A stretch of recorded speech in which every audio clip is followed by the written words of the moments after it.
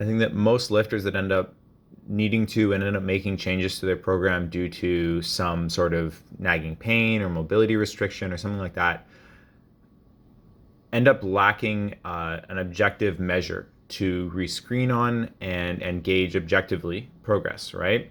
So the biggest thing to consider with multi-joint movements, so the power lifts, right, where we're using more than one joint at a time, is that if there's a deficit in one area, we'll tend to make up for it in adjacent areas. So what I mean by this is, let's say that you're lacking shoulder internal rotation, right? So really common thing that'll limit lifters in their bench press as they get kind of from their elbow being in line with their torso and back. And you'll find these are lifters that tend to kind of roll the shoulders up. And it really can lead to a lot of anterior shoulder pain and things like that. Now, you might be missing shoulder internal rotation, and that might bug you in your shoulder, but it might also bug you in your elbow, for example. Now, we'll take a shoulder being limited, being, the shoulder that's holding us back, and we're having pain there as our example to keep things simple. But let's say this lifter starts to work on some stretching or whatever, right? And they implement some change because, hey, my shoulder's bugging me when I'm lifting. And then maybe their shoulder stops hurting at some point, and that's great. We've definitely accomplished the first objective, which is to get rid of the pain and the things that are holding you back right now in your training.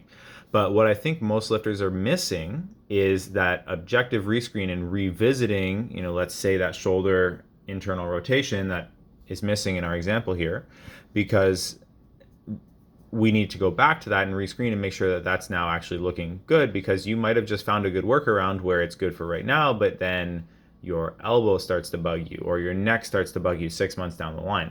Whereas if we can get this objective measure cleaned up where we can say, hey, you know what, here's the thing that was bugging you. We know that that is gone now, so your likelihood of working around it is lower. Awesome.